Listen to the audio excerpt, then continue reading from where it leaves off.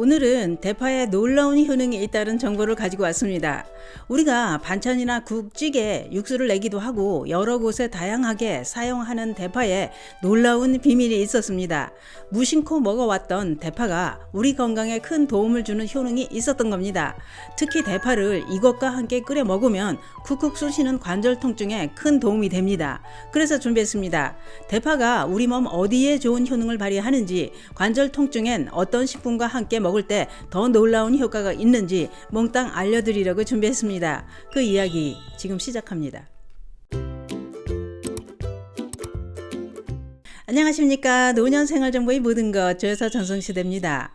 팔팔하고 건강했던 몸도 나이가 들면 노화와 함께 여러 가지 질병이 찾아옵니다. 쇳덩어리도 오래 사용하다 보면 닳고 변하는데 우리 몸도 나이가 들면 병든 곳만 늘어납니다. 몸도 오래 사용했으니 자연스러운 노화 현상으로 병이 나는 것은 어쩔 수 없는 일입니다. 특히 나이가 들면서 무릎이 아파서 고생하는 사람들이 아주 많습니다. 무릎도 오래 사용하다 보니 고장이 나게 되는 건데요. 노년층들 중에는 무릎 통증이 심하냐 심하지 않느냐의 차이만 있을 뿐 난 무릎은 괜찮다 이런 사람은 많지 않습니다. 전문가들은 무릎 관절염은 연골의 퇴행성 변화가 1차적으로 일어나고 점차 진행하면서 연골의 소실과 뼈 조직의 변화로 통증과 부종이 생기면서 심하면 다리가 변형된다고 했습니다. 또한 무릎 관절염은 젊은 층들한테서도 발생하지만 주로 50세 이후에 많이 발생하고 나이가 들면서 더 늘어난다고 했는데요. 그래서 우리나라 65세 이상 인구 중 60% 이상이 무릎 관절염을 앓고 있다는 겁니다. 전문가들은 무릎 관절염은 염증이 생겼다는 것이고 염증은 우리 몸 면역력과 관계가 있다고 했습니다. 다시 말해 면역이 강하면 염증이 잘 생기지 않고 염증이 생겼다 하더라도 쉽게 호전된다고 했는데요. 또한 면역세포들은 혈액순환이 잘 되어야 우리 몸 구석구석에 생긴 염증을 제거할 수 있다는 겁니다. 만약 혈액순환이 잘 되지 않는다면 면역세포가 염증 부위에 접근하지 못하게 되고 그러다 보니 염증 물질을 제거하지 못해 회복 능력이 떨어지게 된다고 했습니다. 그렇기 때문에 무릎 관절염도 빨리 낫게 하려면 면역력을 높이는 게 우선이라는 겁니다. 또한 평상시 쪼그려 앉거나 양반 다리는 절대 하지 말라고 했는데요. 왜냐? 쪼그려 앉거나 양반 다리를 할 때 무릎에 가해지는 부하가 4배에서 5배나 더 증가해 관절에 큰 부담으로 관절이 손상되기 때문이라는 겁니다. 그래서 특히 관절염 환자들은 방바닥에 앉는 걸 피하라고 했는데요.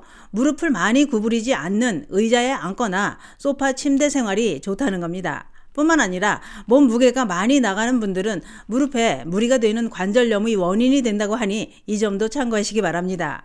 또 한 가지 무릎이 아플 때는 무얼 먹느냐도 중요하다는 겁니다. 우리가 늘 먹고 있는 식품들은 우리 건강과 크게 관련이 있다고 하는데요. 내가 먹은 식품으로 인해 병이 생기기도 하고 무얼 먹느냐가 이미 발생한 병을 치료하는데 큰 도움이 되기도 한다는 겁니다. 그래서 음식으로 치료할 수 없는 병은 약으로도 치료할 수 없다 이런 말까지 생겨나기도 했는데요. 그래서 전문가들은 음식을 바꾸면 몸은 저절로 건강해진다고 했습니다. 관절염을 악화시키는 식품으로는 정제된 설탕, 기름, 인공 첨가물, 방부제, 트랜스 지방이 들어간 패스트푸드, 튀김, 가공식품 이런 식품은 염증을 만들 뿐만 아니라 관절염을 악화시키는 식품이라는 겁니다. 그러면 어떤 식품을 섭취하는 게 관절염에 도움이 될까요?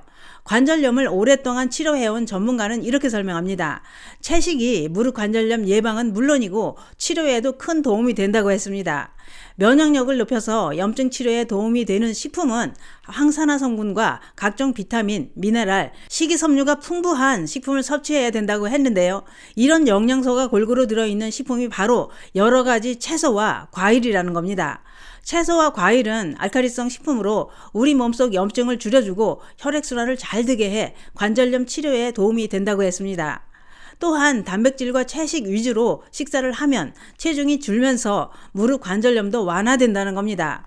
실제로 무릎 관절 수술을 예약해 놓고 기다리는 동안 전문가가 권하는 채식 위주 식사를 하면서 몸무게가 줄고 무릎 관절염 증상이 완화돼 수술을 연기하거나 취소하는 경우도 있다는 겁니다.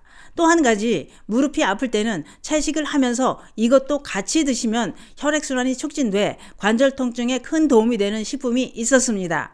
그것이 바로 대파입니다. 대파는 칼슘, 인, 비타민 A, P 뿐만 아니라 피로 해소를 돕는 비타민 C가 풍부하게 함유되어 있다고 하는데요.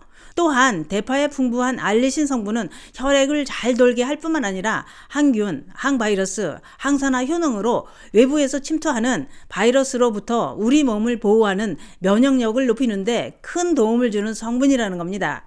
전문가들은 대파에 함유된 알리신과 황화아릴 성분이 면역력을 높이고 혈액순환을 촉진하는 작용으로 관절염 치료에 도움이 된다고 했습니다. 또한 대파를 꾸준히 섭취하면 몸을 따뜻하게 하는 효능으로 면역력을 높여서 염증이 치료되는 효과가 있다고 했는데요. 또 있습니다. 대파 잎에는 칼슘이 풍부하게 함유되어 있다고 하는데요. 이 성분은 골밀도를 향상시켜주고 칼슘의 산화를 방지해 관절염이나 뼈 건강에도 큰 도움이 된다는 겁니다. 그래서 중장년층은 물론이고 노년층과 갱년기 여성의 골다공증과 관절염 예방, 치료에도 도움이 된다고 했습니다. 뿐만 아니라 대파의 매운맛을 내는 알리신 성분은 노년층들이 손발이 찬 수족냉증에도 효과적이라고 했습니다. 또한 콧물이 줄줄 흐르는 비염에도 대파가 효능을 발휘합니다. 특히 대파에 함유된 네기올이라는 성분은 체내에 유해한 세균이 침투하는 걸 막아주고 바이러스를 제거하는 데 도움을 줘서 염증을 예방해주는 효능이 있다는 겁니다. 이런 대파의 효능으로 비염과 각종 염증성 질환을 완화해주는 데 뛰어난 효능이 있다고 했는데요. 그러면 대파는 어떻게 섭취하는 게 더 효과가 좋을까요? 대파도 꾸준하게 섭취해야 효과를 볼 수 있습니다.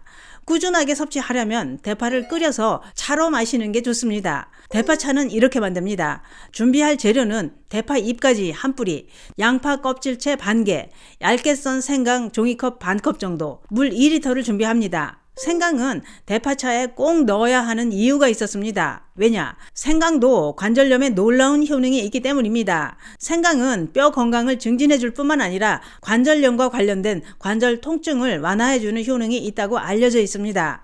그 이유는 생강에 함유된 진저롤이라는 성분이 강력한 항염 작용을 하기 때문이라는 겁니다.